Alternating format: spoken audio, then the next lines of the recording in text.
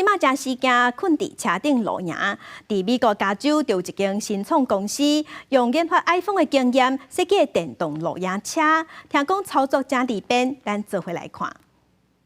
All right, welcome home. 真看高光的设计，这是加州新创公司配部上新推出的电动露营车 Flow。创办人杨炳瑞有9年 iPhone 研发团队经验，伊甲来自苹果、特斯拉等公司的人才，以电动 RV 界的 iPhone 为目标，打造全电动露营拖车 Flow， 希望带来 iPhone 同款的操作体验。It's an all-electric, hassle-free travel trailer. It's also a semi-autonomous vehicle and a next-generation smart home, all three in one.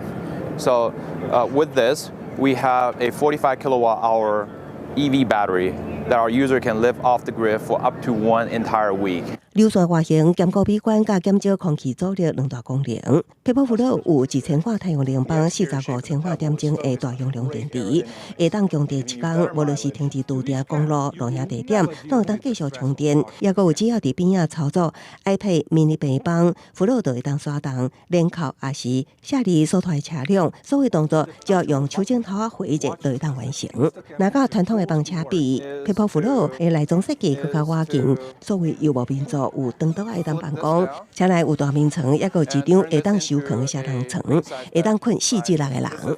Unlike a traditional RV, people only use 2 to 3 weeks out of the entire year. Rest of the time, you just sit in storage. It's actually really wasteful, right? We designed this to be never idle. You can use this as an RV if you want to go travel with your family. You can park this in your backyard and use this as an additional room or office or a guest room for your home. 配部辅导有计2024年底上市。介绍大约125000美金，大约新台票384万。美国露营车产业协会观察到，疫情了后，大众更加想要挖进大自然。美国买露营拖车的年纪当咧下降，那少年世代关注全球暖化议题，也影响伊较爱买电动拖车，以减少利用化碳排放。公司新闻讲文编译。